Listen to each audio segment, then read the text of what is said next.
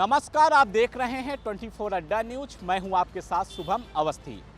दोस्तों, लोकसभा में सदन की कार्रवाई चल रही थी, मानसून सत्र चल रहा था। पहले दिन का पूरा सदन चलता है, शाम को अचानक से उपराष्ट्रपति जगदीप धनखड़ इस्तीफा दे देते हैं। उनके इस्तीफा देने के बाद से ही पूरे देश में राजनीति का इस पारा बहुत ज़्यादा हाई हो गया है। विपक्ष के द्वारा बहुत आरोप लगाए जा रहे हैं कि इनका जो इस्तीफा है जानबूझकर दिलाया गया है, लेकिन जो उपराष्ट्रपति जगदीप धनखड़ ने इस्तीफा दिया है, उनके द्वारा यही कहा गया है कि उनका स्वास्थ्य अच्छा नहीं है, इसलिए वो अपने पद से इस्तीफा दे रहे हैं। फिलहाल राष्ट्रपति ने उपराष्ट्रपति के इस्तीफे को मंजूर कर लिया है। प्रधानमंत्री नरेंद्र मोदी ने करीब इस्तीफा देने के 15 घंटे से अधिक का समय बीत जाने के बाद एक ट्वीट किया है। उन्होंने कहा है, प्रधानमंत्री के द्वारा लिखा गया है कि श्री जगदीप धनखड़ जी को भारत के उपराष्ट्रपति सहित कई भूमिकाओं में देश की सेवा करने का अवसर मिला है। मैं उनके उत्तम स्वास्थ्य की कामना करता हूं। कांग्रेस पार्टी व विपक्षी दलों के द्वारा बहुत सारे आरोप लगाए जा रहे थे कि जेपी नड्डा, किरण रिजिजू, प्रधानमंत्री नरेंद्र मोदी, गृह मंत्री अमित शाह जिस तरीके से नेताओं की भारतीय जनता पार्टी में चल रही है, उपराष्ट्रपति का ये लोग कहना नहीं मानते थे। फिलहाल ऐसा कुछ नहीं है। जेपी नड्डा ने साफ तौर पर बयान दिया है कि उन्होंने उपराष्ट्रपति ने जो बैठक का आयोजन किया तो उस बैठक में मौजूद नहीं था।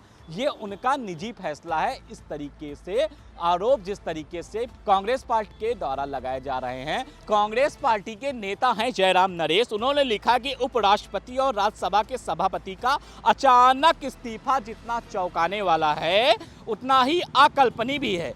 आज शाम करीब 5 बजे मैं उनके साथ था, वहाँ कोई अन्य सांसद भी थे और शाम 7:30 बजे मेरी उनसे फ़ोन पर बात हुई थी। निस्संदेह श्री जगदीप धनखड़ को अपने स्वास्थ्य का सर्वोच्च प्राथमिकता देनी चाहिए, लेकिन यह भी स्पष्ट है कि उनके इस बिल्कुल अप्रत्याशित इस्तीफे के पीछे जो दिखाई दे रहा है उससे कहीं अधिक है।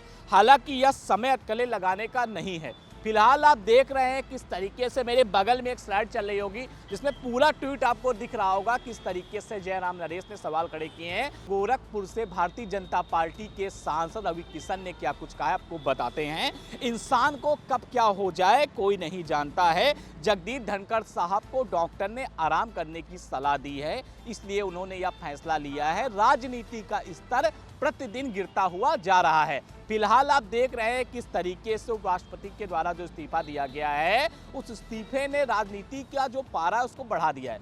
2027 था उपराष्ट्रपति का कार्यकाल था, उन्होंने अचानक से अपने पद से जो इस्तीफा दे दिया है। सदन को चलाया गया था बहुत सारे मुद्दे को उठाने के लिए, लेकिन अचानक से उपराष्ट्रपति का इस्तीफा सबसे बड़ा मुद्दा बन गया है। उन विपक्षी पार्टियों की बात की जाए जो पार्टियां सदन में अपने क्षेत्र की, अपने राज्य की, अपने जिलों की, अपने प्रदेश को उत्तम बनाने के लिए, विकास कराने के लिए, सरकार की आलोचना उन मुद्दों पर करने के लिए जिन मुद्दों पर अभी तक चर्चा होना बाकी था।